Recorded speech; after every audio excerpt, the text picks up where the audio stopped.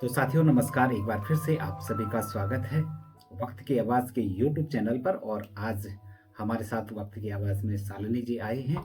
तो मैं चाहूँगा कि आप अपना पूरा परिचय हमारे सुनने वाले साथियों को दें। बिल्कुल, बिल्कुल। तो मेरा नाम शालिनी है। मैं भुज में रहती हूँ। इस समय भुज से कानपुर विज़िट कर रही हूँ और इसके सिलसिले में यहाँ पर आना हुआ। मैं एक लंबा समय बहुत सारी चीज़ों को लेकर के प्रश्नों में उलझी रही, है ना?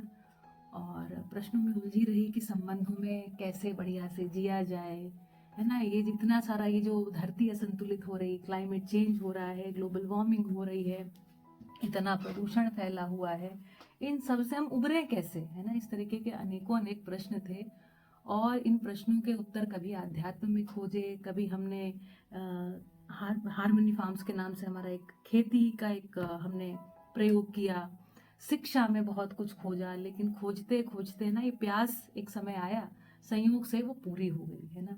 पूरी हुई मध्यस्थ दर्शन सह अस्तित्ववाद का जब जीवन विद्या परिचय शिविर किया, वहां से ये प्यास जो है ये पता चला कम से कम कि वहां से पूरी हो सकती है ना। परिचय शिविर वो चीज है। उसके बाद उसका अध्ययन किया और मुझे लगा कि मुझे जो उत्तर चाहिए थे, जो सर्वतोमुखी समाधान चाहिए था, वो मुझे मिला। और मिलने के बाद मुझे लगा कि अब अगर मिल गया है तो अब क्या किया जाए, इसको दूसरों तक पहुंचाया जाए, क्योंकि सभी मानव इसी तलाश में है। तो इस तरीके से 2023 में जनसंवाद नाम के एक कार्यक्रम से हमने शुरुआत करी इस बात को लोगों तक पहुंचाने की। और अभी बहुत सारे लोग इस कार्यक्रम के साथ जुड़े हुए हैं। साथ में मानवीय संस्कृति सभ्यता आदि का कैसे प्रचार प्रसार हो, कैसे लोग, है ना, इसमें इसकी तरफ ध्यान उनका आए, तो इसके लिए हम काम कर रहे हैं, मैं और हमारे श्रीमान जी जनक दोनों मिल करके। बहुत बढ़िया। और जैसे कि आपने कहा कि बहुत सारी चीज़ों को पार करके आपने यहाँ तक पहुँची हैं। और आज आप देख रहे होंगे कि लड़कियों को घर से निकलने नहीं दिया जाता है, तमाम बंदिशें लगाई जाती हैं। तो कितना संघर्ष रहा आपका? ओके, तो मुझे लगता है एक बड़ा भाग जो संघर्ष का रहा भैया, वो हमारे माता पिता ने झेला, है ना? क्योंकि कहीं ना कहीं उस समय जब हमारी माता जी माँ बनी, तो उनको ये लगा कि बेटियों को पढ़ाना है। यदि आर्थिक स्वतंत्रता होती है तो जो पीड़ा हमने झेली वो हमारी बेटियों को नहीं झेलनी पड़ेगी। हमारे पिताजी ने उसमें साथ दिया। तो ऐसे करते करते अच्छी खासी पढ़ाई लिखाई हो गई, मैं इंजीनियर बन गई, आर्थिक रूप से स्वतंत्र हो गई। आर्थिक रूप से स्वतंत्र हो गई तो लगा कि अब जो है सुख आ जाएगा, है ना, अब ठीक रहेगा। लेकिन देखा समाज में तो पीड़ाएं बनी हुई हैं, साथ में एक आंतरिक पीड़ा भी बनी हुई है। तो ये बात सही है कि हम उस तरीके का संघर्ष बहुत ज्यादा नहीं किए जिस तरीके का संघर्ष बहुत सारे अन्य महिलाओं को करना पड़ रहा है। हमारे परिवार में लोगों ने बहुत सारा सहयोग किया इस कारण से। लेकिन मुझे लगा कि अन्य प्रकार के जो संघर्ष हैं, जैसे मानसिक जो संघर्ष है, पैसा आ गया उसके बाद उसका क्या करना है, इस तरीके के जो संघर्ष हैं, इतना सब कुछ मिलने के बाद भी तृप्ति तो हुई नहीं, इस तरीके का भी एक संघर्ष है। मुझे लगता है मेरी जिंदगी का एक बड़ा भाग वो करने में गया। और वो करने के बाद जैसे हर पीढ़ी अगली पीढ़ी को कुछ समाधान भेंट करती है, तो मुझे लगता है अब ये मेरा वक्त है और सर्वतोमुखी समाधान को मैं अगली पीढ़ी को भेंट करना चाहूंगी, है ना? तो इसके जो स्रोत हैं, है ना, श्री ए नागराज जी, इसके प्रणेता है, मध्यस्थ दर्शन सहअस्तित्ववाद के प्रणेता श्री ए नागराज जी हैं। और इस शोध यात्रा को करते करते मैं वहां तक पहुंची पहुंची और उसका एक अध्ययन किया, एक लंबा समय लगाया, 8 साल के करीब, 8 अभी 10 साल होने को आ रहे हैं। तो जब किया तो मुझे लगा कि मुझे ये बात समझ में आने लग गई है। मुझे लगा अगली पीढ़ी को वहां से स्रोत मिल सकता है। जैसे आपने पूछा कि जो अभी बेटियां, है ना, इस चीज से गुजर रही हैं, तो बेटियां भैया अकेले कुछ नहीं कर पाएंगी। बहनों को भाई चाहिए, है ना, बेटियों को उनके पिता चाहिए, सबके सहयोग से आगे बढ़ेंगे। परिवार और चाहिए। हाँ, परिवार चाहिए। बेटियां अकेले में क्या होती हैं, बेटियां तो आती ही है माँ बाप दोनों के संयोग से।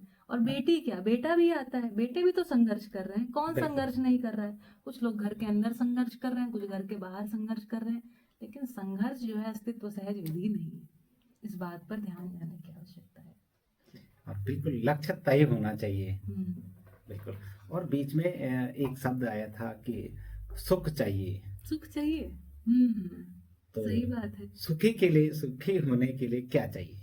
सुखी होने के लिए क्या चाहिए? तो सुखी होने के लिए चाहिए समझ। एक शब्द में यदि उत्तर दें तो देखिए, थोड़ा सा विस्तार करूं इस बात का? हाँ। ठीक है।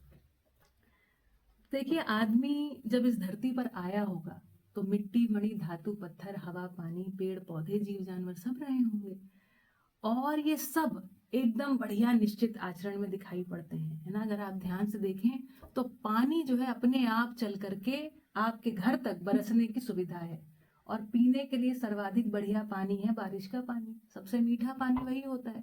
अस्तित्व में ना व्यवस्था का एक डिजाइन बना हुआ है। अस्तित्व सहज विधि से आप चाहे प्राणावस्था या पेड़ पौधों में देखें तो भी वहां पर भी आप पाओगे कि स्त्री पुरुष, मेल फीमेल पेड़ पौधे होते हैं, जीव जानवर में भी होता है, वैसे ही मानव में भी है। तो ये जो मेल फीमेल वाला इश्यू ये इतना सही है ताकि प्रजनन विधि से आगे की मानव संतानें उत्पन्न हो। अब पता नहीं कैसे सोचा कि किसी को एक को कमजोर कह दिया, एक को बली कह दिया, और उसके बाद कुछ कुछ सोच लिए, है ना? सोचने के बाद उनको हमने परंपराओं में ढाल दिया, संस्कृति में ढाल दिया, और अभी उसी पीड़ा में हम उलझ करके रह गए हैं। तो देखिए, मानव जब धरती पर आया होगा तो ये धरती की 3 अवस्थाएं, है ना?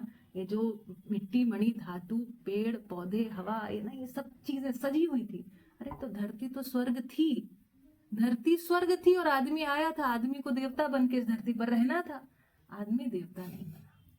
आदमी मतलब पूरी मानव जाति की मैं बात कर रही हूँ, वो देवता नहीं बना। तो देवता बनाने के लिए, है ना, कुछ देवता मतलब, अब भाई अपने पीछे एक हैलो या एक वो वाइट चक्र तो आ नहीं जाना है।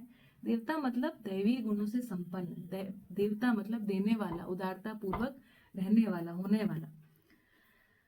तो वो कैसे बनेगा? बनेगा शिक्षा पूर्वक। अब शिक्षा में ही यदि अमानवीयता आ जाए तो मामला गड़बड़ा जाता है ना? थोड़ी सी बात इसमें और जोड़ूंगी।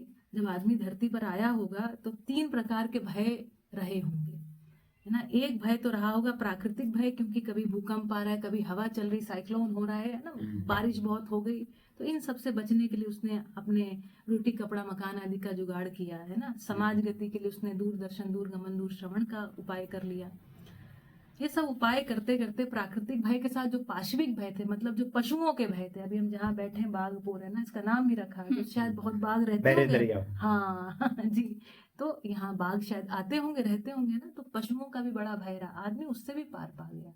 लेकिन एक जो तीसरा और एकमात्र भय इस समय आदमी को सता रहा है, जिसमें वो उलझा हुआ है, वो है मानव में निहित अमानवीयता का भय। है तो कहलाने को, दिखने को तो हम मानव हैं, रूप से हम मानव हैं, लेकिन गुणों से, स्वभाव से अमानव जैसे हो गए, है ना? तो इसलिए एक ऐसी शिक्षा की आवश्यकता है जो इस मानव रूप के साथ मानवीय गुणों से हमको संपन्न कराए। अब इसमें आशा की किरण इसलिए है क्योंकि हर बच्चा किसी भी रंग, किसी भी नस्ल, किसी भी जाति, धर्म, संप्रदाय में पैदा हो, छोटा सा बच्चा होता है, आप उसको 1-2 बच्चे खड़े कीजिए, छोटा सा 2.5 साल का बच्चा, एक को थोड़ा बड़ा लड्डू दीजिए, एक को थोड़ा छोटा, उसको पता चल जाएगा मेरे को कम मिला है ना? अभी उसने फ्रैक्शन भिन्न नहीं सीखी, लेकिन उसको पता है छोटा क्या है, बड़ा क्या है। तो ऐसे बच्चे में न्याय की याचना होती, मेरे को बराबर बराबर मिल जाए। लेकिन साथ में देखिए, कभी कभी आप किसी बड़े भाई बहन को कहो कि बेटा तुम्हारा छोटा भाई है, तो वही बच्चा कहो अपना ना खाए, दूसरे को दे दे, ये भी देखने को मिलता है। मतलब संबंध में बालक के अंदर ये रहता ही है कि हम इसको अर्पण समर्पण कर दे, ये भी बात देखने को मिलती बच्चे में, है ना? तो न्याय का याचक है, सही कार्य व्यवहार का इच्छुक है। बच्चे को आप बताइए बेटा ये सही नहीं है, वो सही है, वो करेगा। सही कार्य कैसे प्रकृति के साथ निभना है, और सही व्यवहार मतलब आदमी के साथ सही कैसे निभना है। हम बताते ना बेटा ये बुआ है, बुआ जी बोलिए, पापा जी बोलिए, तो बच्चा बोलने लग जाता है। बच्चे में किसी भी प्रकार का कोई विरोध नहीं रहता, वो अपनी, कभी कभी बच्चे कुछ करते करते आप देखिए कनखियों से माँ को देखते रहते हैं कि अगर माँ का अप्रूवल आया तो सही, और नहीं आया तो रुक जाएगा, है ना? तो बच्चा जो है सही कार्य व्यवहार का इच्छुक है, और बच्चा सत्य वक्ता है, जो जैसा देखता है वैसा बोल देता है, जब तक वो किसी को झूठ बोलता देख ना ले या उसको कोई सिखा ना दे।